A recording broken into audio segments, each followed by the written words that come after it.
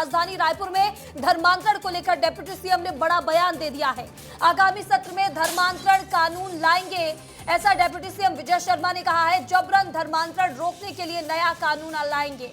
वही धर्मांतरण रोकने कड़े प्रावधान की जरूरत है। धर्म स्वतंत्रता अधिनियम छत्तीसगढ़ में लागू है।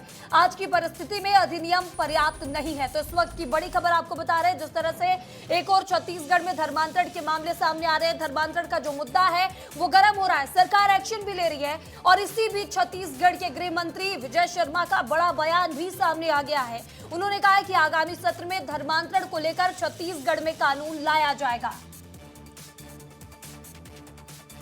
नए कानूनों में बहुत सारे प्रावधान हैं। नए कानून में बहुत सारे प्रावधान हैं। मैं सोचता हूं कि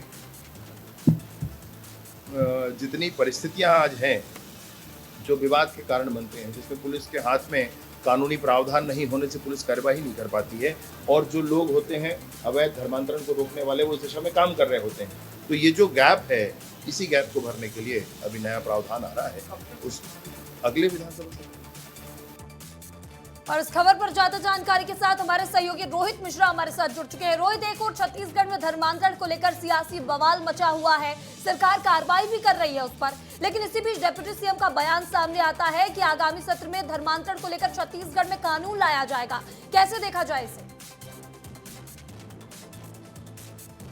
महिमा, सियासी बवाल सिर्फ छत्तीसगढ़ में नहीं मचा है, इसकी गूंज दिल्ली से लेकर केरल तक के साफ तौर पर सुनाई दे रही है। दो ही बड़ी पार्टियां आमने सामने हैं, लेकिन इसके बीच में एक बड़ी बात निकलकर ये सामने आ रही है कि अब छत्तीसगढ़ में जो है वो धर्मांतरण का कानून आने वाला है, जिसको चर्चा यही थी कि इस विधानसभा सत्र पे यानी मानसून सत्र पे पेश कर दिया जाएगा। लेकिन कुछ दिनों पहले ही गृह मंत्री विजय शर्मा ने जानकारी दी थी कि इस पे अभी कई विभागों से चर्चा बाकी है, तो ऐसे में इसको आगामी सत्र पे जो है वो पेश किया जाएगा। कुल मिलाकर इस धर्मांतरण कानून के आने के बाद में जो इस तरह की स्थिति बन रही है, जो धर्मांतरण रोकने के लिए जो संगठन काम कर रहे हैं और पुलिस कर्मचारी है, क्योंकि पुलिस के पास में इतने पावर अभी धर्मांतरण रोकने के लिए नहीं है फिलहाल, तो इसके लिए क्या होता है कि एक कोलैप होता है, कहीं पे जो मामला है वो फंस जाता है, धर्मांतरण के प्रकरण सामने आते, पुलिस उसमें कठोरतम कार्रवाई नहीं कर पाती, और इसी के लिए ये प्रावधान जो है वो बनाया गया है। फिलहाल धर्म स्वतंत्रता कानून जो है वो छत्तीसगढ़ में लागू है, जो 2005 से पहले का है। लेकिन अब क्या है, स्थिति बदल गई है,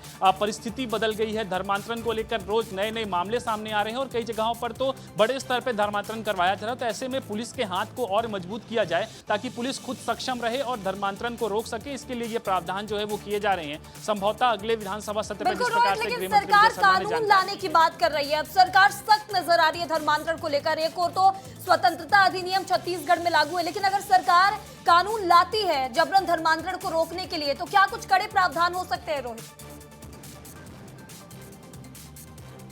बिल्कुल, देखिए इस पे कड़े प्रावधान कई तरह के शामिल होंगे, जिसको लेकर लगातार चर्चा की जा रही है। लेकिन इसमें सबसे बड़ी बात यह है कि ऐसे तमाम पुलिस अधिकारियों की एक टीम बनाई जा सकती है, जहां पर जिनको सूचना मिलेगी तो वो कठोर कार्रवाई कर दी जाएंगी। इसके साथ ही इस पे सजा का प्रावधान किया जा सकता है कि अगर कोई जबरन धर्मांतरण करवाता है उसके लिए कठोर सजा जो है वो की जाए। इसके साथ ही जो बरगलाने की बात हमेशा निकलकर सामने आती है, खास करके आदिवासी क्षेत्रों में, कि उनको बरगलाया जाता है, उनको तरह तरह के लोभ लालच दिए जाते हैं, तो ऐसे में उसको रोकने के लिए लोभ लालच के लिए भी प्रावधान किया जाएगा ताकि कोई बरगला न सके, आदिवासियों को लोभ लालच न दे सके। तो ऐसे में उसके लिए प्रावधान होगी, उसके लिए सजा होंगे। इसके साथ ही जो पुलिस के कर्मचारी हैं उनको थोड़े पावर रहेंगे तो वो अपने स्तर पे कार्रवाई जो है वो कर सकते हैं। इसके लिए ये बेहद जरूरी है और कई कड़े प्रावधान आने वाले हैं। और बिल्कुल, कड़े प्रावधानों को लेकर सरकार अब चर्चा कर रही है कि आखिर किस तरह से धर्मांतरण पर सरकार कानून लाएगी। इस तमाम जानकारी के लिए आपका बहुत बहुत शुक्रिया।